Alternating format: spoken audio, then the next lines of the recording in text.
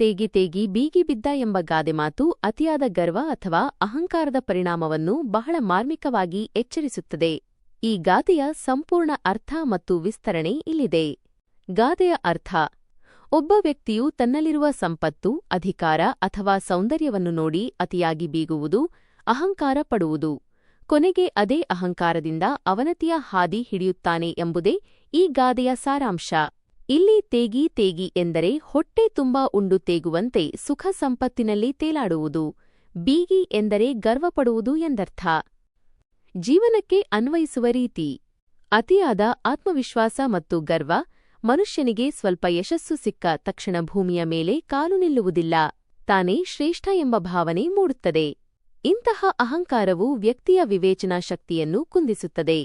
ಅವನತಿಯ ಹಾದಿ: ಇತಿಹಾಸದಲ್ಲಿ ರಾವಣ, ಹಿರಣ್ಯಕಶ್ಯಪು ಅಂತಹ ಬಲಿಷ್ಠ ರಾಜರೇ ತಮ್ಮ ಅಹಂಕಾರದಿಂದಾಗಿ ನಾಶವಾದರು. ಅವರು ತಮ್ಮ ಶಕ್ತಿಯ ಬಗ್ಗೆ ಅತಿಯಾಗಿ ಬೀಗಿ ಕೊನೆಗೆ ಕೆಳಕ್ಕೆ ಬಿದ್ದರು. ವಿನಯದ ಪ್ರಾಮುಖ್ಯತೆ: ಮರವು ಹಣ್ಣು ಬಿಟ್ಟಾಗ ಬಾಗುವುದು ಪ್ರಕೃತಿಯ ನಿಯಮ.